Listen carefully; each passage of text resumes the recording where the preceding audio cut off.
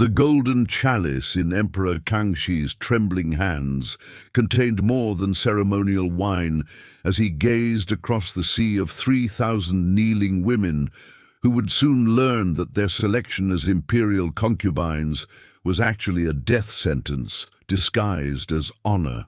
What history books have systematically concealed for over 3 centuries is that the Qing dynasty's harem system wasn't designed for pleasure or even political alliance, but functioned as the world's most sophisticated laboratory for psychological warfare, where human beings were systematically transformed into weapons against their own kind through methods so disturbing that court records were deliberately destroyed to hide evidence of institutionalized genocide disguised as cultural tradition. The year 1661 marked the beginning of Kangxi's 61-year reign, during which over 50,000 women would enter the forbidden cities' gates and fewer than 300 would survive to see the outside world again. The mathematics of imperial harems reveal a mortality rate that exceeds most medieval plagues.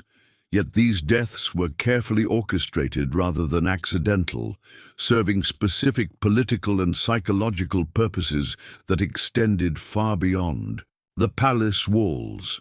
Each concubine represented not just an individual tragedy, but a calculated strike against the family, province, and ethnic group from which she came, creating a network of controlled terror that maintained imperial power through the systematic destruction of potential opposition leaders' daughters and sisters. If you think you understand the scope of historical oppression, prepare to discover how an entire civilization was controlled through the methodical torture of its most vulnerable members, because what we're about to explore will fundamentally change how you view not just ancient China, but the very nature of institutional power and its capacity for evil disguised as tradition. The selection process itself was designed as the first stage of psychological conditioning, beginning years before girls actually entered the palace. Imperial scouts would identify potential candidates as young as 8 years old, visiting their families repeatedly to create anticipation and dependency, while simultaneously gathering intelligence about local power structures and potential resistance networks. These preliminary visits served multiple purposes, allowing palace officials to assess not just the girls' physical attributes, but their families' political loyalties, economic vulnerabilities, and psychological profiles that would determine how effectively they could be manipulated once inside the imperial system.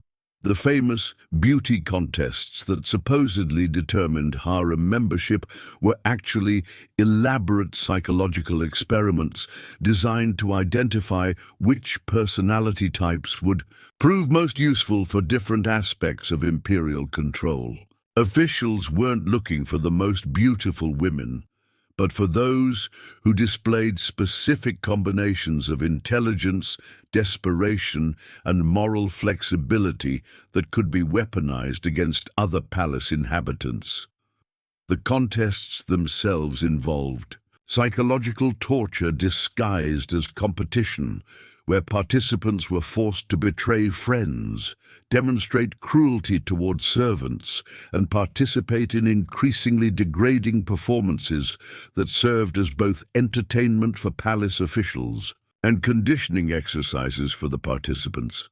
Once inside the palace walls, new concubines discovered that the traditional ranking system from Changzai to imperial noble consort was actually a complex prison hierarchy where advancement required participating in the systematic destruction of other human beings. The daily routine began with mandatory sessions designed to break down individual identity through techniques that wouldn't be formally recognized as psychological warfare until the 20th century. Women were forced to confess imaginary crimes, denounce family members they would never see again, and participate in group rituals that involved the ceremonial humiliation of randomly selected victims.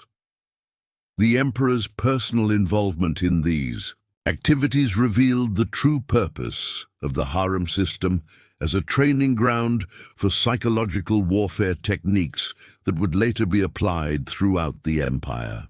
Kangxi personally designed many of the torture methods used within the palace, testing different approaches to breaking human resistance and documenting the results in detailed reports that served as instruction manuals for provincial governors.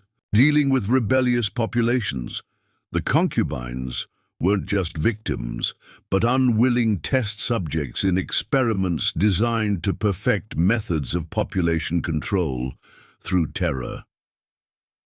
The mathematical precision with which the harem operated reveals its true nature as a sophisticated military operation rather than a household.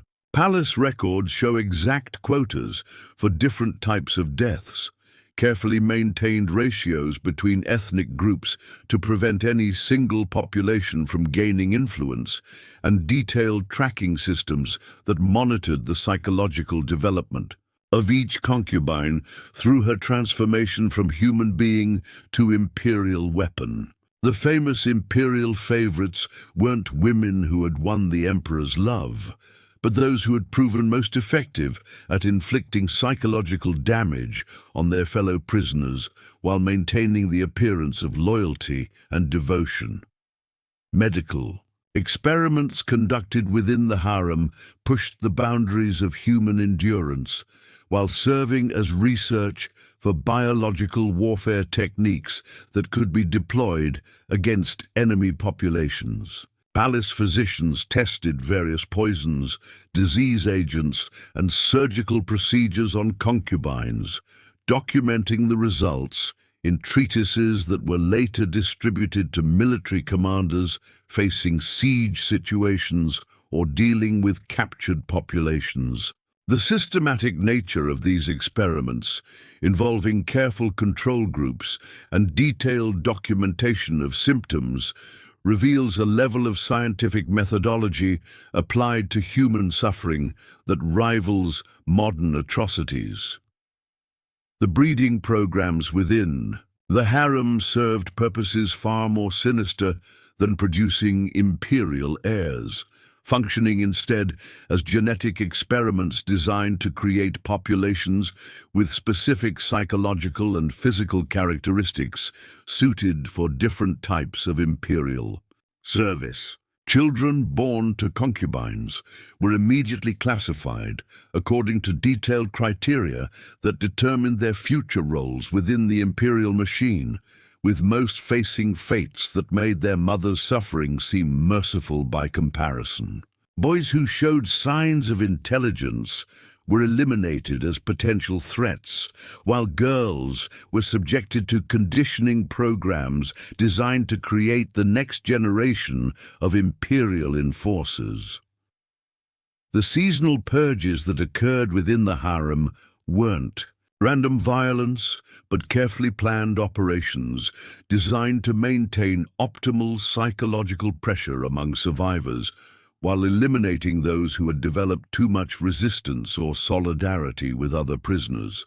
These mass killings were disguised as religious ceremonies, natural disasters, or disease outbreaks, but palace records reveal meticulous planning that included psychological profiles of victims, detailed timelines for implementing different execution methods, and careful analysis of how each death would affect the remaining population's behavior and loyalty. The intelligence network that operated within the harem extended throughout the entire empire, with surviving concubines' family members serving as unwilling spies who reported on local conditions in exchange for news about their daughter's supposed welfare.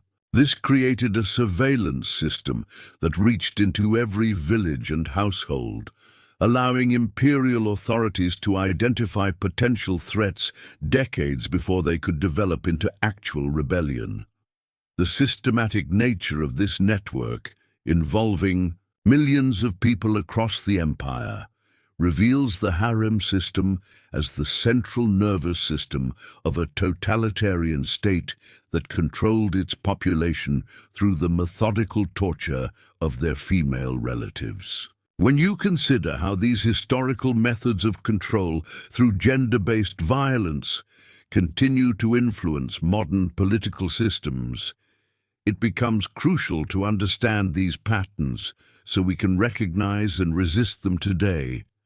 So please take a moment to like this video and share your thoughts about how these lessons apply to protecting women's rights in our current world. The winter of 1678 brought what palace records euphemistically called the Great Cleansing, when over 800 concubines were eliminated in a single month through methods designed to terrorize survivors into absolute submission. This wasn't random violence, but a carefully orchestrated demonstration of imperial power that involved forcing the remaining women to participate in their fellow prisoners' executions, while palace officials documented their psychological responses for future reference. The methods used included forced cannibalism, live burial in specially designed chambers, and psychological torture involving the systematic destruction of the victims' identities before their physical deaths. The economic aspects of the harem system reveal its function as a massive human trafficking operation that generated enormous profits through the systematic exploitation of female labor, while serving as a demonstration of imperial wealth and power. Concubines were forced to produce luxury goods under horrific conditions, with their work generating revenue that funded military campaigns and palace construction projects. The system's efficiency in converting human suffering into economic and political advantage served as a model for other forms of institutional exploitation throughout the empire.